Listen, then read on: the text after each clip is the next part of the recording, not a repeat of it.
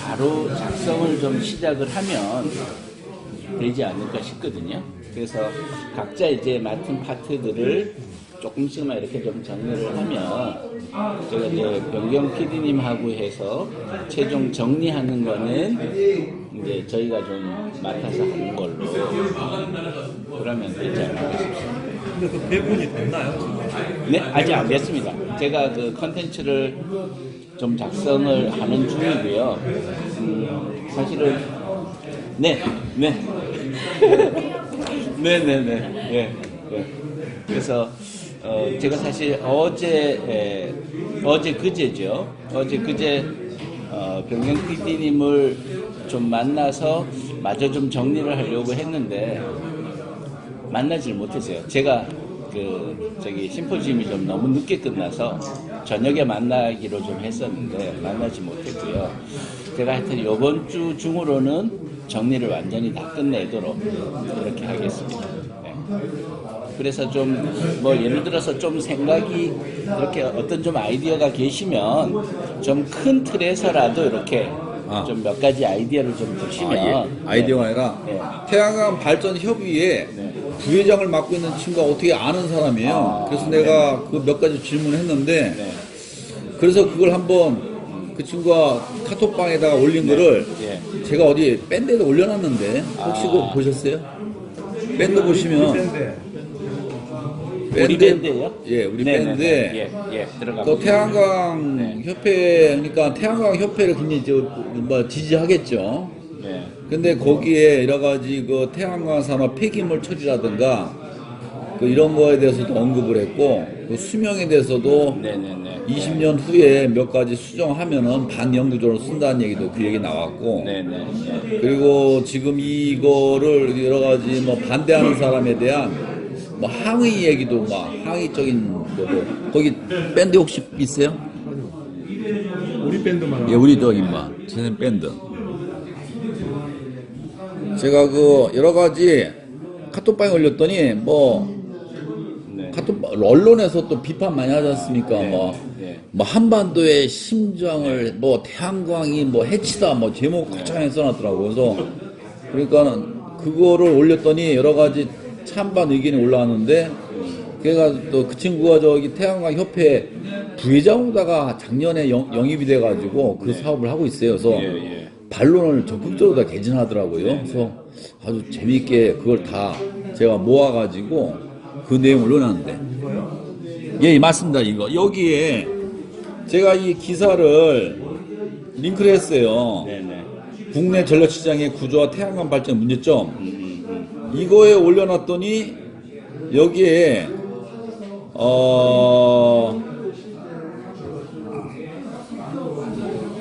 문제점에 올랐더니 이거에 대한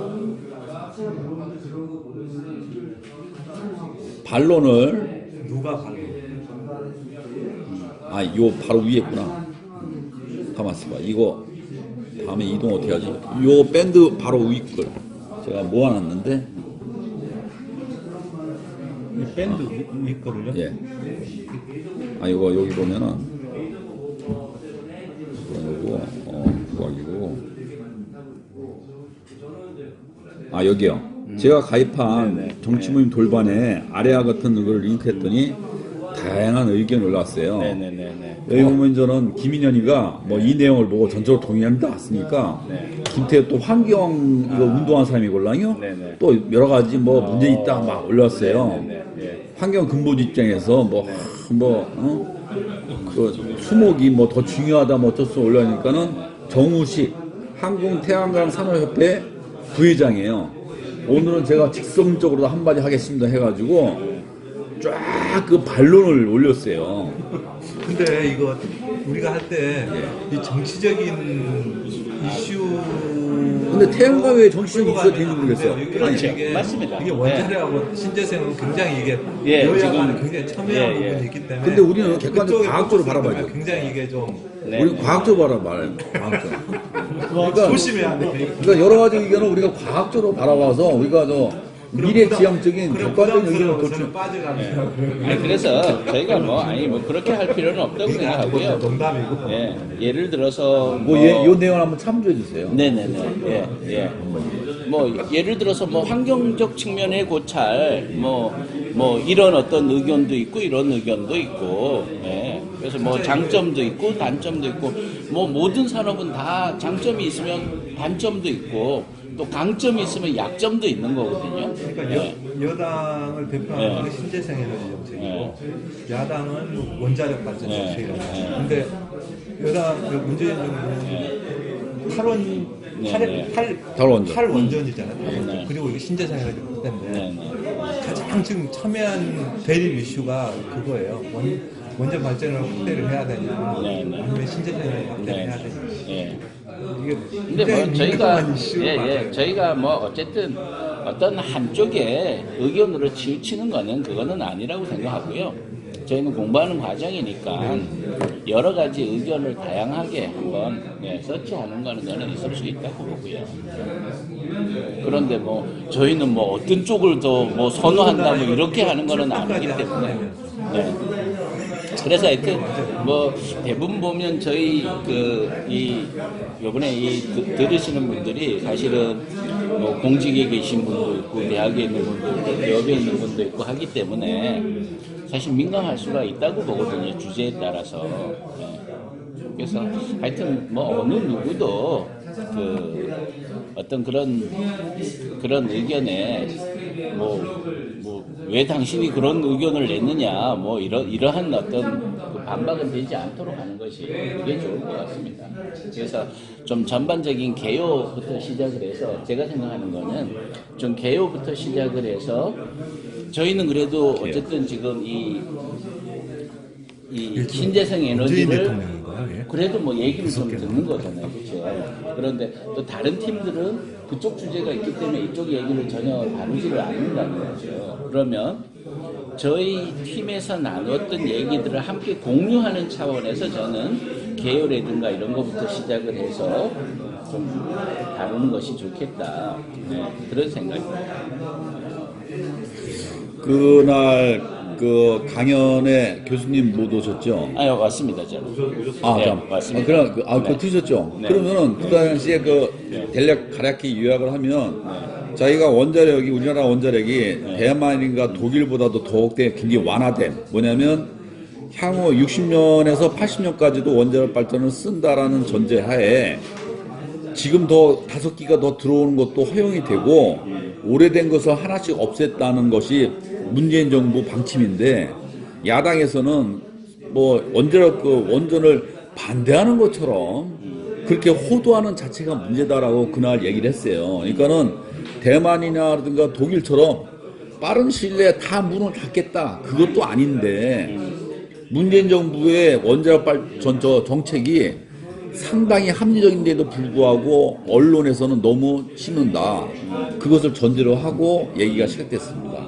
두 번째는 태양광인데 태양광에 여러 가지 지금 나온 문제점이 박근혜 대통령 때 만들어져가지고 그 당시에 여러 가지 적폐가 있는데 그것이 여러 가지 보완되면서 문제됐고 자기가 제시하는 산지가 아니고 물 위라든가 건물 위, 아파트 벽면은 위험하다 해가지고 앞으로 태양광 산업이 집중돼야 될 그런 면에 대해서 발전적인 방향으로 제시를 했고 그 다음에 정우식 부회장이 얘기한 연구성에 대해서는 그날 강의에서는 20년 뒤에 이것이 마감이 되면 폐기할 적에 환경적인 문제가 있다라고 얘기했는데 그것에 대한 심도 있는 것은 아직 그 사람도 정확히 얘기 안 한 면이 있고 제가 봐서는 동영상을 오픈해도 하등에 문제가 없다고 생각했는데 그분은 그거를 거절하셨어요. 뭐냐면 상당히 중립적이고 합리적으로도 제시했음에도 불구하고 자기가 많이 공격당했기 때문에 더 이상 공격당하기 싫다라고 얘기해요. 그러면은 그날에 대한 강의 평가를 무슨 어디에 치우쳤다고 저는 평가하지 않습니다. 굉장히 객관적이고 올바랐다고 생각하기 때문에 그날 강의에 대한 것을 교수님은 어떻게 보셨는지.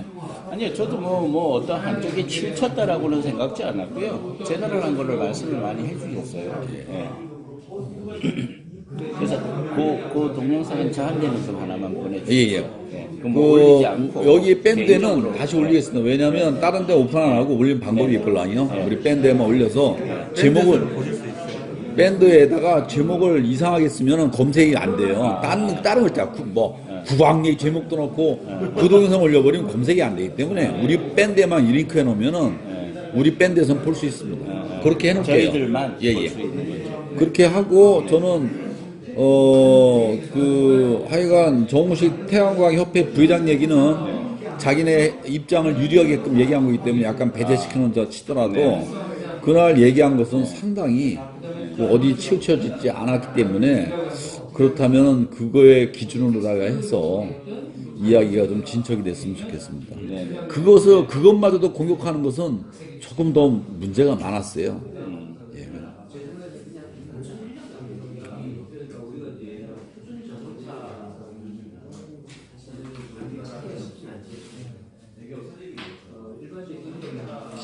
저는 2주 뒤에 저도 강의가 있는데 자료를 만들어야 되는데 큰일 났습니다.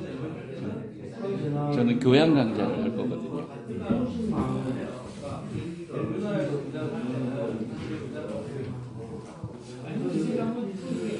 그러면 하여튼 제가 지금 중요한 거는 빨리 이제 컨텐츠를 짜서 나름대로 이제 역할 분담을 좀 하는 건데 제가 이거 아직 좀 못해서 제가 이걸 이번 주에는 마무리를 짓도록 하겠습니다. 네.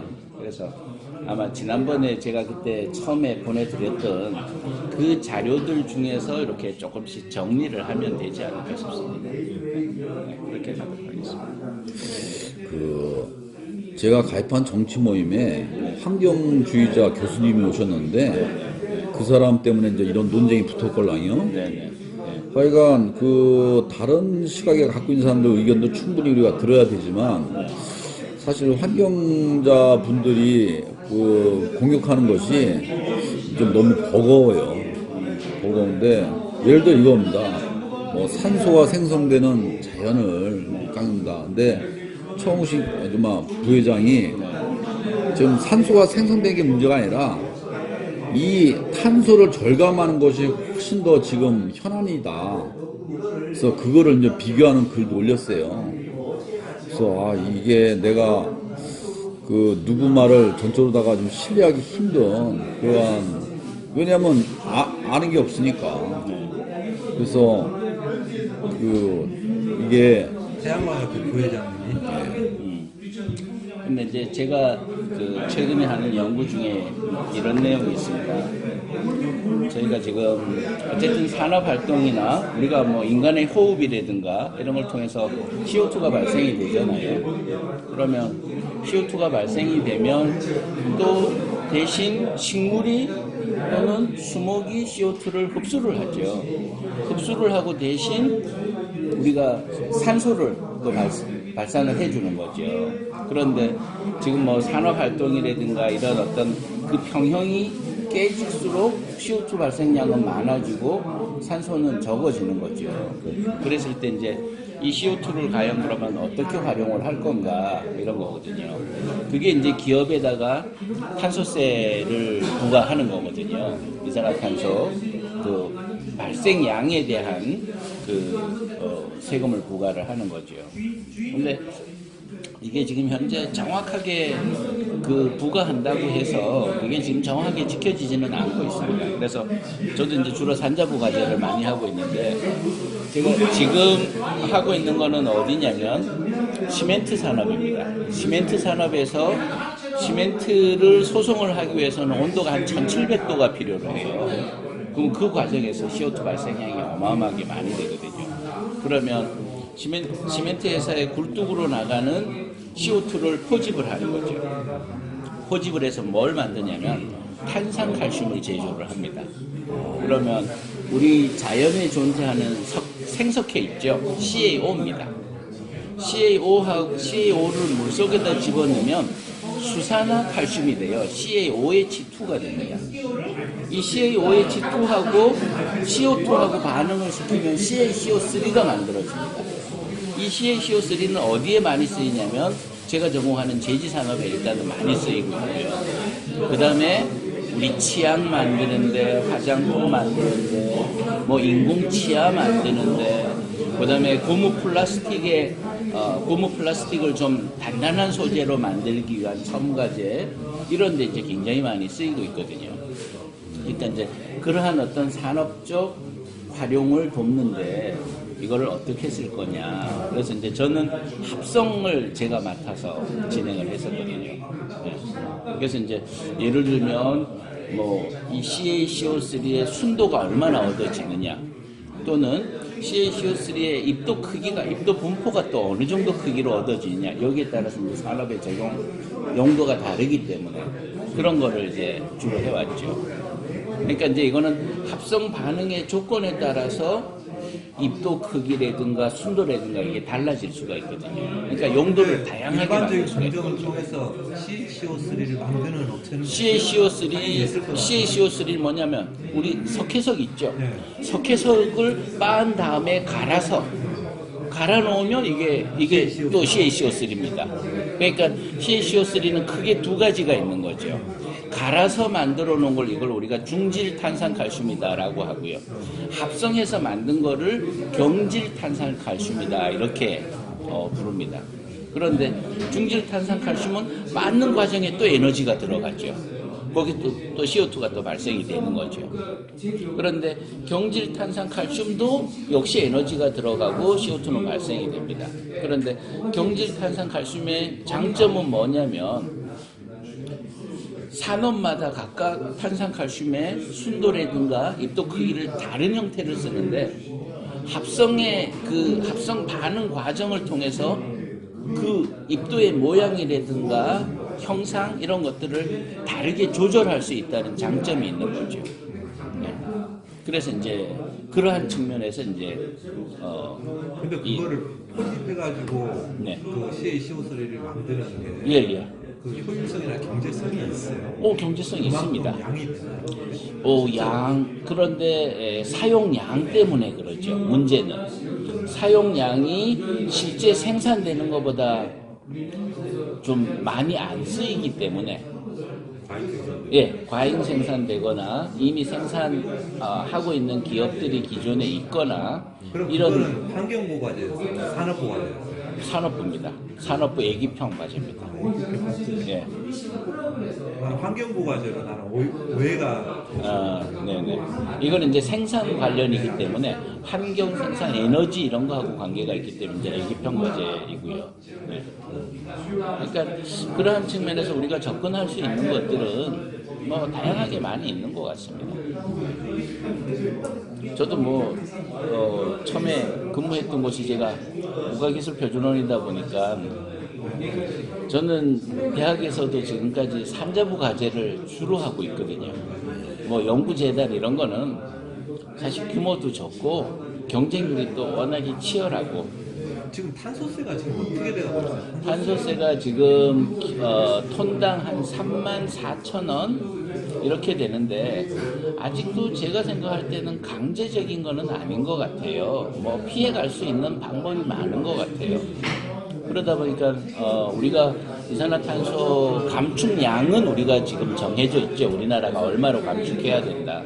그런데 이게 뭐 예를 들어서 지금 뭐 미국이 이거를 강화를 하면 우리도 같이 강화가 될 텐데 미국은 지금 뭐 여기저기 조약해서 자기네들은 지금 다 빠지고 있잖아요.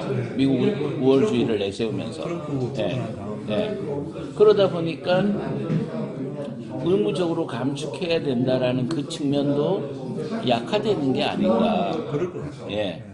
그러다 보니까 뭐 예를 들어서 과제화해서 이것을 산업화하는 방향까지 가려고 하는데 지금은 에너지로 보면 중질탄산칼슘 만드는 것보다는 경질탄산칼슘이 결코 단가적으로 낮지가 않다 보니까 이게 제대로 안 되는 거죠.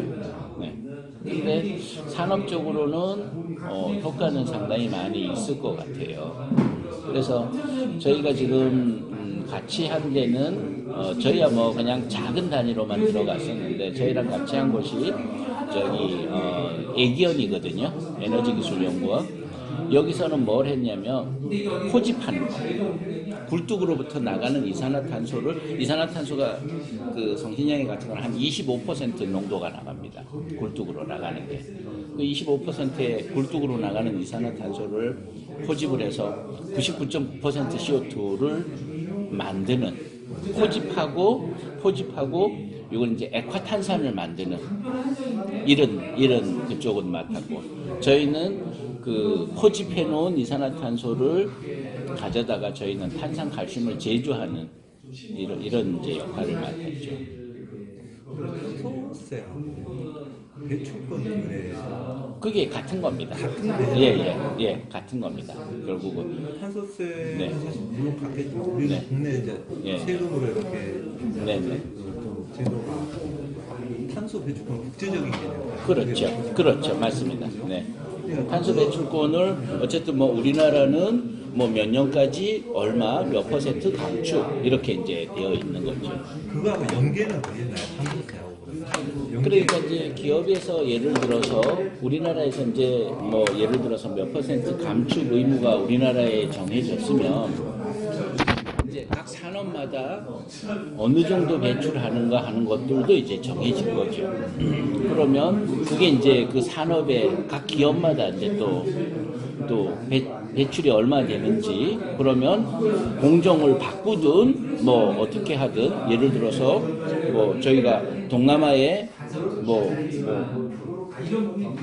땅을 사서 나무를 심어서 그 나무가 이산화탄소를 흡수하는 양을 계산을 하면 되잖아요. 그러면 그거랑 이제 상쇄를 시켜주는 거죠. 그런데 그게 상쇄가 안 됐을 경우에는 이산화탄소 배출권을 사야 되는 거죠. 탄소세를 내야 되는 거죠. 그런데 그게 만약에 비싸지면 비싸질수록 기업은 어떻게든 이산화탄소를 발생을 안 하려고 공정을 약간 이상한 분야로 가는데 네. 만약에 어디 중국 저기 고비 사막에다 예. 나무를 뭐 5만 그루 심었어요. 네. 그러면 탄소 배출권을 권리를 받는 거잖아요. 그렇죠. 인정을 받는 근데 거죠. 그걸로 네. 우리 국내 탄소세를 삭감을 좀 해주냐? 가능합니다. 낮춰주냐? 네네. 이게 연계가 돼요. 네, 연계가 됩니다. 저도 뭐 그 관계는 자세하게는 잘 모릅니다만은 그래서 우리나라 기업이 외국에다가 지금 투자하는 경우가 많이 있죠. 네. 일석이조네요. 나무 심어서 네. 나중에 나무에 대한 재산도 쌓일 수 있고 날 수 있고. 예, 맞습니다. 폐지 산업하고 밀접하게 관련이 있어요. 풀무원이 그 만주 쪽에 많이 투자한다는 얘기 들었어요. 예. 그래서 우리나라 기업이 지금 해외에다가 땅을 사서 조림 사업에 굉장히 많이 지금 투자를 하고 있습니다.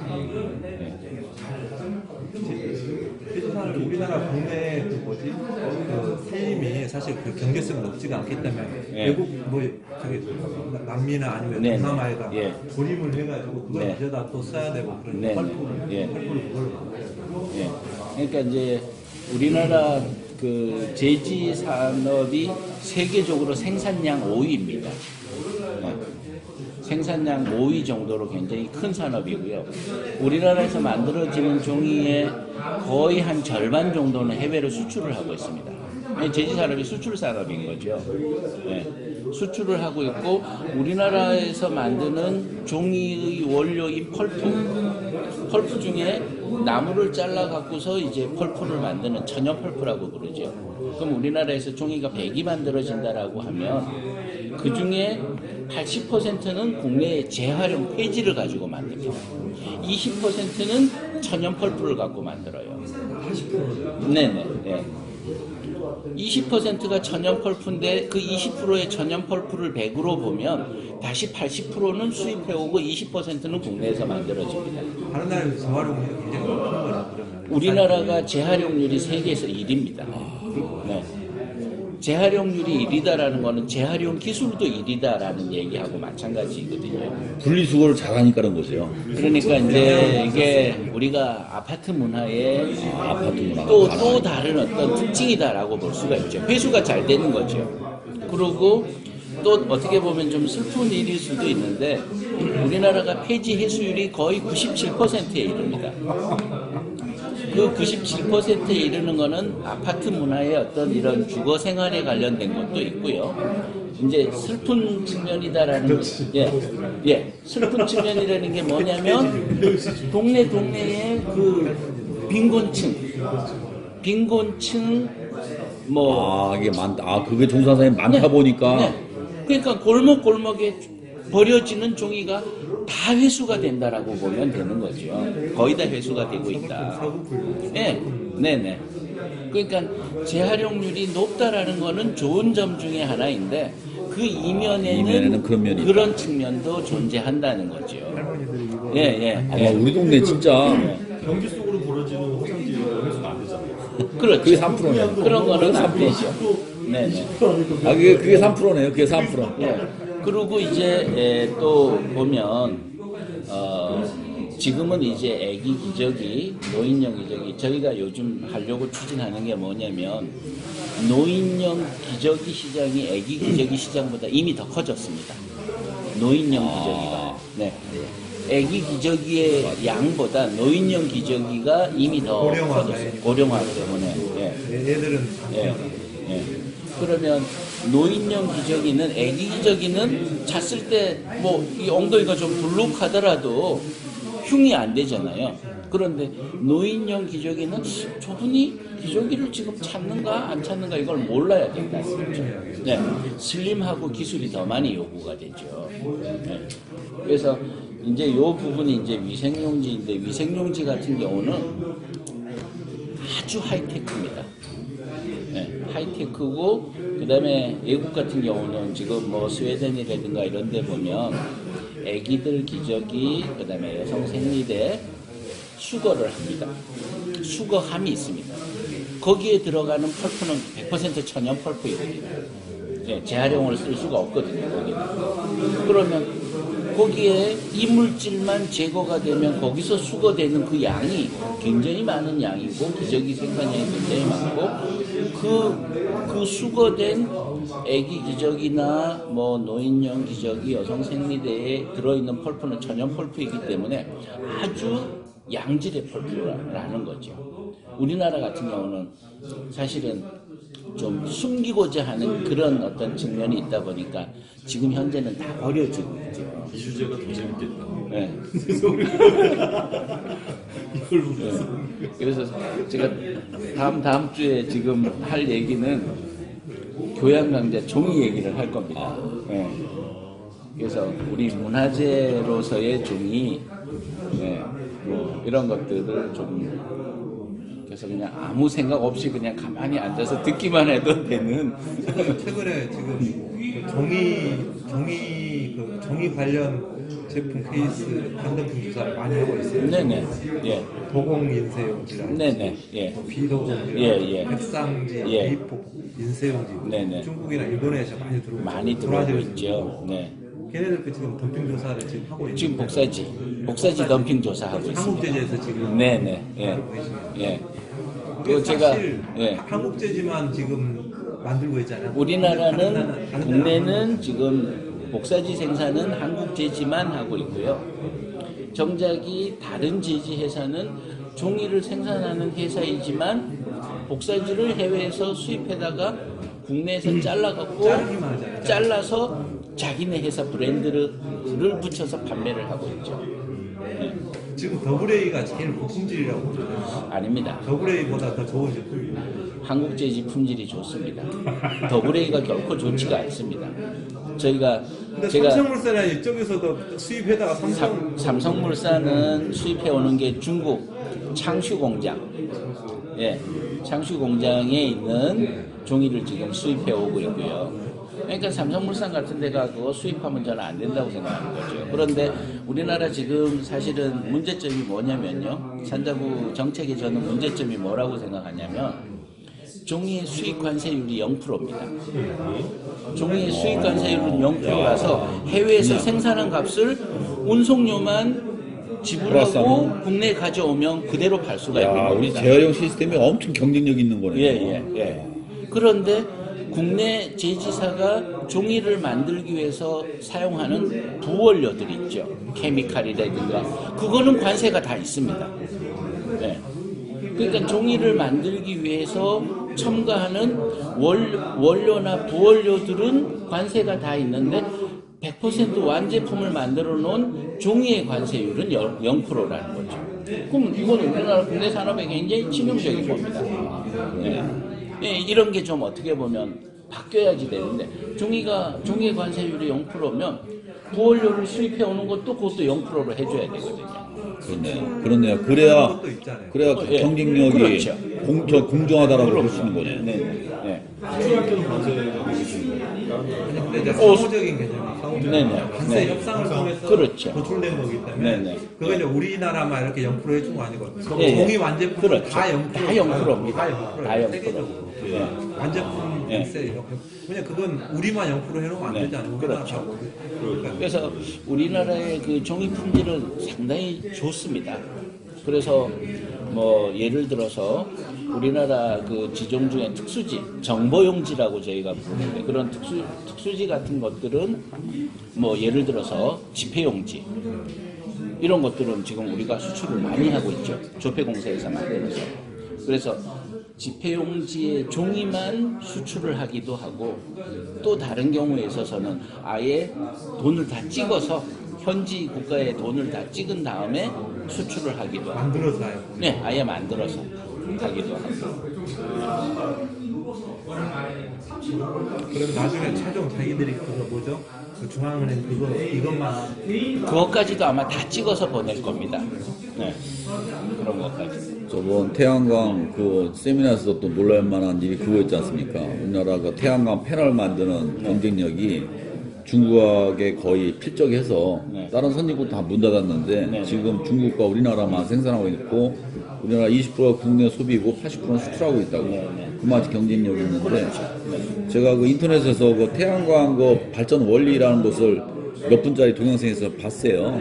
봤더니 그게 물자에 그 물체에 그 음극 양극 그 전자가 서로 왔다 갔다 하는 거를 판을 붙여놨는데 태양광 입자지 않습니까? 입자가 딱 부딪히는 순간에 그 전자가 이동해서 그거 판과 판 사이의 선에 그 저기 전류가 흐르는 원리라고 해서 그러니까 입자만 와서 딱 부딪히면 그것이 전자를 튀어나오게 하기 때문에 그 흐른다고 아주 심플한 네. 그런 건데 그 판넬 2개 붙여놓고 그것을 빼서 전기에 만든 거더라고요. 그래서 난 태양광 패널이 무슨 기술인가 했더니 심플하더라고요. 근데 그 하여간 그거 경쟁력이 중국의 인건비가 싸움에도 불구하고 우리가 만드는 기술이 있어서 경쟁력이 살아있다는 것이 굉장히 그 호재라고 또 우리나라에서 지금 태양광 산업을 이렇게 적극적으로 소비한 이유도 그거라고 하다고 그거에 대해 아주 그냥 감명이 있었습니다.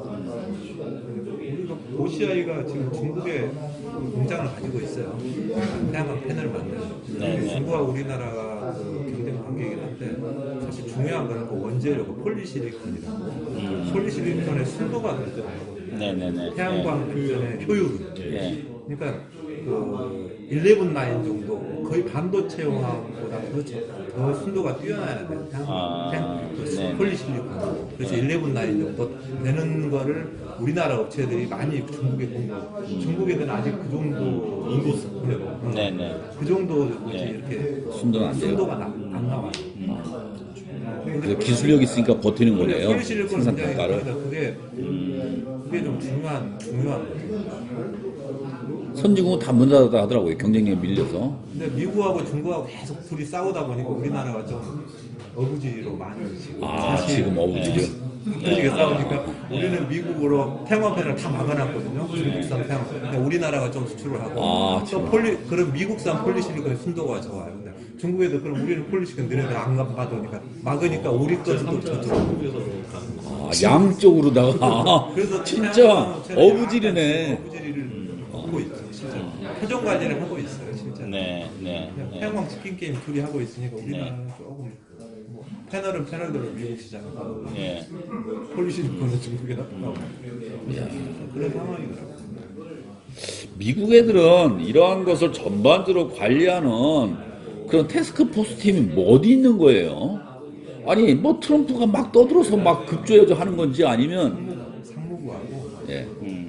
상무부하고 USITC라고 있어요. 그리고 USTR 세 군데서요. USITC는 국내 산업을 기반으로 얘네들이 국내 산업 보호를 하는 애고, 또 상무부는 덤핑 조사를 하면서 외국 업체들 조져내는 거고, USTR은 100%뭐 트럼프의 아이디어도 아니네요, 결국은. 나오는 거죠. 걔는 나오는 거죠. 걔네들이 USTR에서 굉장히 디테일한 보고서가 많이 나와요. 그냥 각국의 무역자들을 많이 내기 때문에 트럼프가 그 머리에 든 게 별로. 근데 미국이 결국은 그만큼 시스템적이라는 거죠. 네. 단위 기술도 좋겠지만 그만큼 시스템이 잘 되어 있다. 아니 아까 식품안전제 보면 미국에서 적발되고 피해액을 추산하는 것이 어마어마하지 않습니까? 막 빌리언이잖아요. 근데 일본은 그 1억 인구에 100억이야 100억. 우리 돈으로다가 말이 안 돼. 너무 차이 나니까 아까 질문한 거잖아요. 그건 진짜. 일본이 사실 자료 공개를 안 한다는 그거는 맞는 것 같아. 자료 시스템이. 그 이런 조치도 공개 안 하잖아요. 그러니까요. 일본은 언론, 정부 이게 다 그냥 짜왕짜왕한데 미국은 또 저렇게 다 오픈한 이유가 저걸 또 어떻게 해석해야 될지 모르겠어요. 저렇게 그 까변 시스템이 언론 자유는 아니고 하여간 자기네 어떤 하여간 희한한. 네. 교수님 제가 네. 오늘 네네. 차가 예. 늦게 알겠습니다. 예매를 하는 거예요. 제가 예, 예. 10시 10분 차를 지금 타고 가요. 네네. 아이고, 알겠습니다. 먼 길 또. 네네. 예. 그러면 네. 어떻게 내일 못 오시나? 왜 그러냐면 날짜를 애초에 했던 10월 달로 했으면 제가 갈 수도 있는데 이게 딱 여기 약속이 있었는데 못 가요. 네네. 날짜 알겠습니다. 변경은 제가 했는데 죄송. 그래서 하여튼 맞아. 제가 그 프로그램을 좀 만들어서 예, 그렇습니다. 예, 우리 그 밴드에 올려놓도록 하겠습니다. 네네. 이거 집안에서 멀리 왔다 갔다 좀 존경해야 돼. 아니 어제 그 하루 전에 예매를 해놓으면은 괜찮은데 나는 예매한 줄 알고 깜빡 잊고 있다가 오늘 보니까 예매를 안 했더라고. 늦게 끝다 보니까 또 예정돼가지고 이거가 다 그래가지고 막 서울하면 또 보니까 힘들어요. 다 내려가는 그렇죠. 내려가는 것도 다 힘들고. 예. 아이고, 너무 고맙습니다.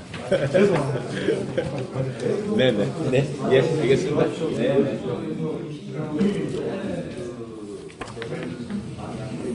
이게 제가 컨텐츠를 빨리 어쨌든 이걸 완성을 해야 되는데, 그래야지 진도가 나가는데.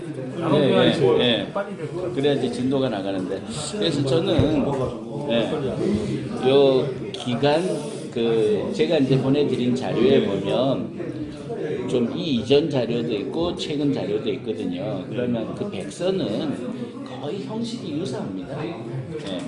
그러면 우리가 그냥 거기 있는 자료를 그대로 따다 쓰기보다는 이 이전 자료와 이후 자료를 조금 이렇게 비교 분석을 해서 뭐 어떤 좀 그래프를 좀 그린다든가 뭐 추이의 변화 이런 것들을 얼개는 원장님께서 말씀하신 지난주에 네네. 오셨던 분 그거 되게 괜찮았거든요. 네네. 원장님께서 지금 주신 거 네네. 총괄 예.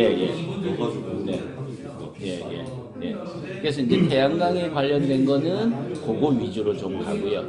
그거 위주로 좀 가고, 그냥 이제 제너럴한 거는 그거는 뭐 우리가 이 이전에 있던 자료를 좀 따다가 참조해서 그냥 우리 이 원우들 전체 공유하는 어떤 그런 측면에서 좀 활용을 하면 어떨까 싶고요.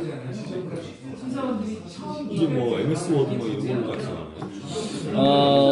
뭐 MS 워드로 해도 되고요. 아마도 조금 뭐 내용을 써야 되니까 뭐 아래 한글을 쓰든가 뭐 아마도 한글이 이 편집하기가 쉬울 것 같습니다.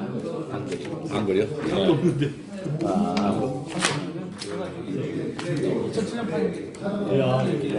네. 한글이 아마도 뭐 펴그리기도 좀 수월하고, 그래서 한글로 좀 작성을 하는 걸로 하고요.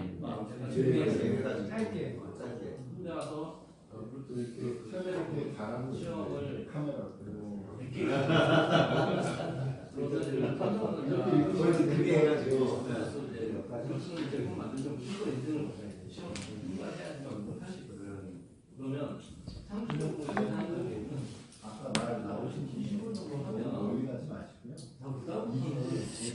저희가 일단은 제가 내일에 드리기는 조금 좀 바쁠 것 같고 제가 이번 주말까지 마무리를 지어서 제가 밴드에 올려놓은 네네. 그 댓글에 의견을 좀 네, 알겠습니다. 네. 변경 PD님하고 제가 좀 상의를 좀 해서 맞습니다. 변경 PD님이 이런 쪽으로 뭐 아주 체계적으로 잘 판단이 굉장히 빠르시거든요. 네. 그래서 좀 제가 일단 기본 포맷을 좀 만들면 상의를 좀 하고 그런 다음에 제가 밴드에 올려서 내용을 좀 공유를 하면서 의견을 좀 여쭙도록 그렇게 하겠습니다. 알겠습니다. 저는 그냥 처음에 여기 표준 고유 과정에 들어왔을 때 이렇게 말씀드렸듯이 그냥 고등학교 학생들 대상으로다가 각종 직업을 소개한다든가 진로 지도에 도움되는 거를 많이 배우고 싶다라고 했는데 진짜로 타 분야의 많은 분들의 노하우, 과정 이런 것을 알게 돼서 굉장히 재미있고요. 최근에 또 이런 기회를 해가지고 오늘도 오전 진료 쉬고 드론 산업 전시회를 갔다 왔어요. 드론 산업 전시회 가봤는데 거기 이제 육군 부대 드론 부대의 자료하고 동영상을 봤는데 이거죠. 그러니까는 뭐 전체적으로다가 이 스캔하는 기술, 뭐 또 그 다음에 군사적으로다가 뭐 정보 수집하는 기술, 그러니까 모든 정보 통신의 기술이 다 집약돼가지고 이렇게 이루어지는 거. 그러니까 결국은 지금 이제는 IT 기술 이런 쪽의 이해도를 높이는 쪽으로다가 그렇죠. 모든 것이 그 교육에 집중이 돼야 될 것 같고. 그러니까 저희도 보면 제지 산업만 보더라도요. 과거에 아까 이제 한국 제지 말씀하셨잖아요. 한국 제지에 제가 대학 때 거기 가서 현장 실습을 했었거든요. 방학 동안에 한두 달씩 그렇게 가서 실습을 했는데 그때 당시 공정 라인에 있던 근로자들이 한 300명이 있었어요. 공정 라인에. 그런데 지금 현재는 어떠냐면 2명이 운전합니다. 그 대형 그 조직이를. 네. 그러면 조직의 규모가 어느 정도냐면요. 조직이 우리나라의 한솔같이 좀 큰 제지 공장 같은 경우는 공장 기계 라인에 이쪽 기계 라인에서 끝나는 기계 라인까지가 250m입니다. 기계 라인이. 그러면 공장의 크기는 한 350m 정도 됐죠. 공장 그 벽돌 그 쌓는 건물의 길이는. 그리고 공장의 높이는 우리 콘크리트 건물의 한 6층 정도의 건물입니다. 이게 한 350m가 있다라고 하면 얼마나 거대한 설비가 있는지 아시겠죠. 그런데 그 거대한 설비가 지금은 다 센서로 이루어졌습니다. 센서로 이루어졌다는 것은 당연히 IT 기술이 거기 들어간 거죠. 그러니까 옛날에 300명이 근무하던 그러한 시설을 지금은 2명이서 운전을 하는 거죠. 2명이서 저기 컨트롤룸에서 컨트롤룸에서 모니터만 쭉 있는 컨트롤룸에서 마우스만 갖고 운전을 하는 겁니다. 이제 그렇게 이제 바뀐 거죠. 이게 모든 무인 시스템이 되다 보니까 그나 군사 시스템에서도 드론을요 그 VR로도 해가지고 훈련시키는 거 돼 있는 거예요. 그래서 생각해보니까 무인이니까 결국 조종하는 것도 이런 거를 통해서 조종하는 것이고 그러니까는 이걸 적용하고 그 다음에 레이싱 드론이 있는데 레이싱 드론이 일종의 그 전투기만 안 탔을 뿐이지 그 빠른 속도에 조종하고 뭐하고 판단하고 하는 훈련소더라고요 그게.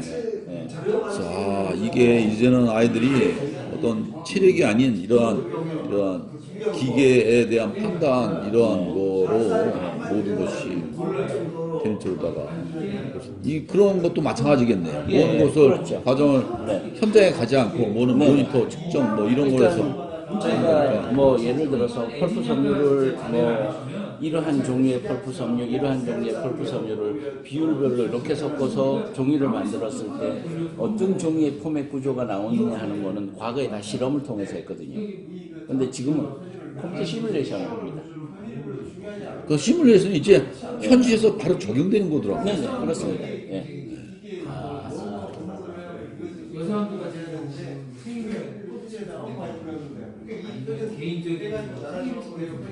그러면 제가 옛날 거를 한 번만 조금 정리를 한 번만 좀 하면요. 제가 이제 지난번 특강 관련된 거는 이와 같이 메모를 좀 했었습니다. 이 태양광 것 같은 거.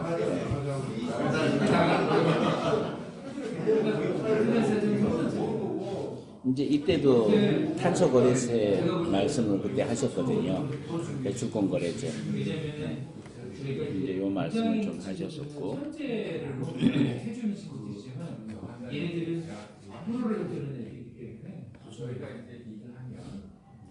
위에서도 그런 걸 많이 강조해서 이번 주에 이제 사실 부회장님 미국까지 갔죠. 사실 AI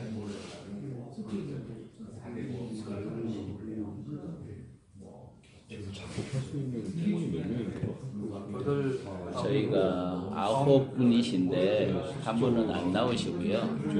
예, 8분, 7분, 8분이 이렇게 좀 섹션별로. 예. 공부하고 있는 애들이니까 밥 한 끼라도 맛있는 거 밥 한 끼는 거 있어요.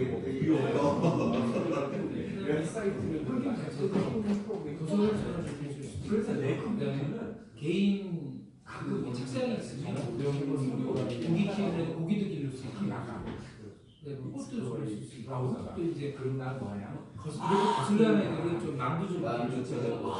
가장 틀리죠. 아까 태양광 패널 얘기하니까 굉장히 전문적으로 말씀하시는데 그쪽 분야에 빠삭하시네. 네. 기술적으로다요. 누가 많은 분야의 그 전문 저기 제가 저도 이제 산자부를 좀 자주 이렇게 드나드는 편인데 사무관으로 계신 분들이 진짜 샤프합니다. 네. 진짜 샤프하고 그 사무관 한 분이 우리나라의 산업 하나를 거의 책임진다라고 보면 저는 될 것 같았어요. 그런데 사무관 한 분이 그 산업을 이리 끌고 저리 끌고 하는 게 다 가능한 거죠.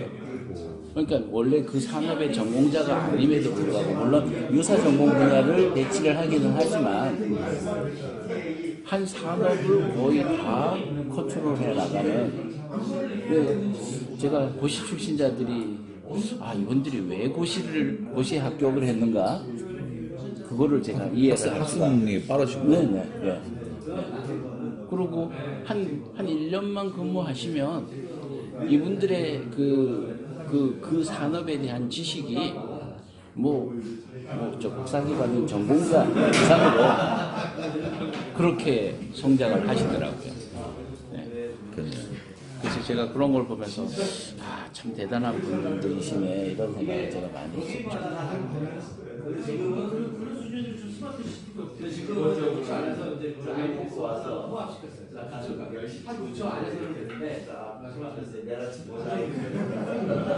근데 4대강은 어쩌다 그렇게 가능했던 건지 모르겠어요. 태연님 보기에. 사실은 4대강 관련해서 고향통장 하나가 중요한 직위에 있었는데 저항을 많이 했다고 나중에 변명하는데요. 그 나중에 이제 부역자 명단에 올라가더라고. 자기는 변명하는데 그 부역자 명단에 올라가더라고.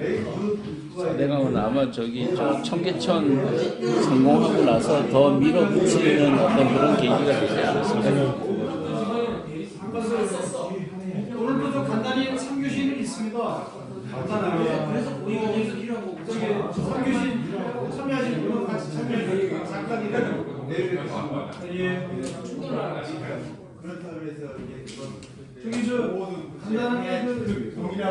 나는 이런 사람들하고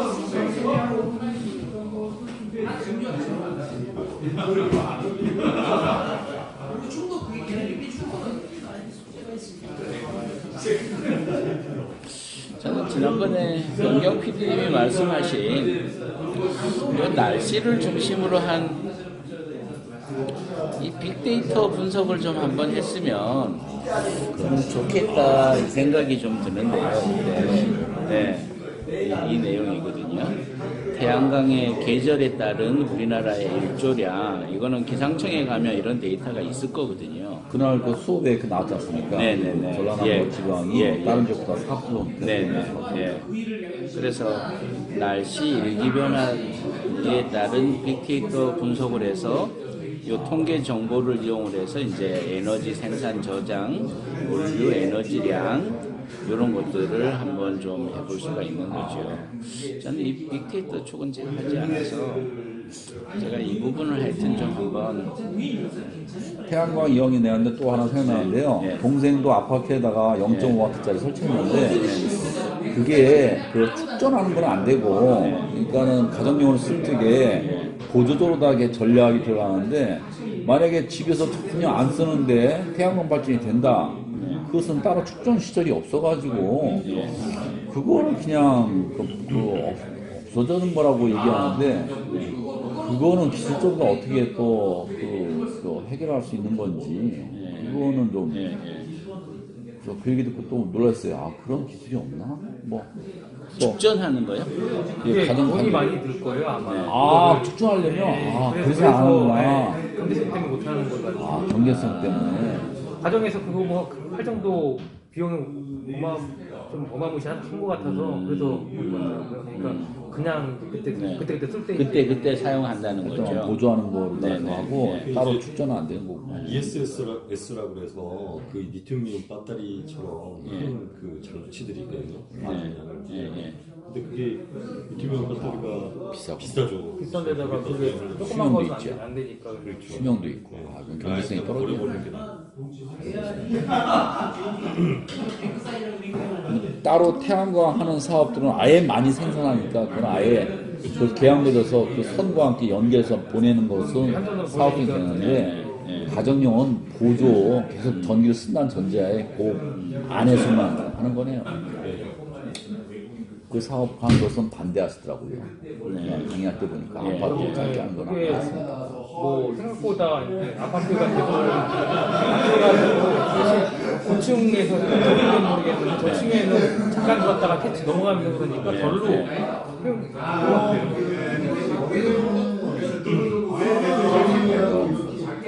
그런 내용도 우리가 발표하는데 늘 필요가 아니 저는 뭐 예를 들어서 지금 축전 기술이 뭐 비용도 많이 들고 해서 지금 현재로는 상용화되어 있지 않지만 이러한 향후 기술은 어떨까 뭐 이런 것들을 한번 문제점은 뭔가 뭐 이런 것들을 한번 생각해 보는 것도 저는 괜찮지 않을까 싶습니다. 예. 그러나 강연에서도 블록체인 얘기가 나왔잖아요. 네네. 태양광 사업자들이 한전에서 이렇게 일방적 계약 맺는 게 아닌 20년 이후에는 블록체인 기술과 연결돼서 서로 간의 전력을 나누는 지역적으로 다 해서 그 기술이 주도할 것이라는데 내용을 100% 이해를 못했습니다. 그런 미래 전망에 대한 내용도 집어넣으면 어떨까? 블록체인, 향후 태양광 발전 산업의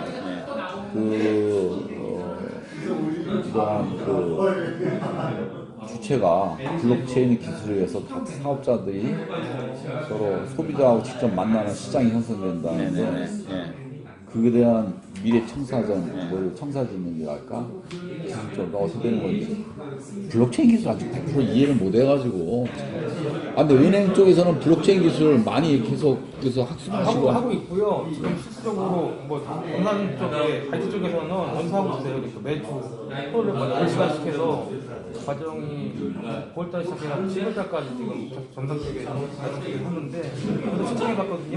지점장 안 돼요. 왜요? 블록체인? 지점장 은퇴한다고? 네, 뭐 써버리 서버를 잊었다고? 야, 너무한다. 아니, 나중에 나가서 홍보할 수 있는 사람이 되는 거 아니겠어? 아니, 그 은행은 철저하게 비용 시행입니다. 그게 이동시키게 되면 앞으로 그 사람 과표에 환급이 돼요. 그러니까 그 연속 비용이 거기 그 사람의 소득에 반영되고 그렇게 되니까 뭐 저희 같은 사람한테 나가서 안 나온 사람한테 그렇게 신경 갖다가 할 필요 없는. 아, 좀 인간적으로 그렇네. 뭐, 가르치는 김에 숟가락 하나 더 넣는 건데. 그러니까 안 되는 말이에요. 아무것도 아니네.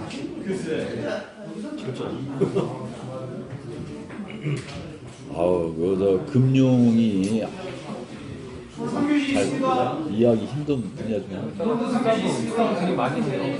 저희가 뭐 청약적인 경우 회사에서 블록체인이든 뭐 암호 화폐든 그런 것들 다 지금 미리 하고 있는데 우리나라 규제가 아, 그래서 오늘도 친척분들이 저 3명이 왔어요. 블록체인, 아니, 비트코인 설명한다고. 점심에 내가 돼지갈비 대접하면서 얘기 들었는데, 많이 떨어졌는데 아니, 근데 계속해서 가입하라고 막 하는데, 내가 이해를 못하니까.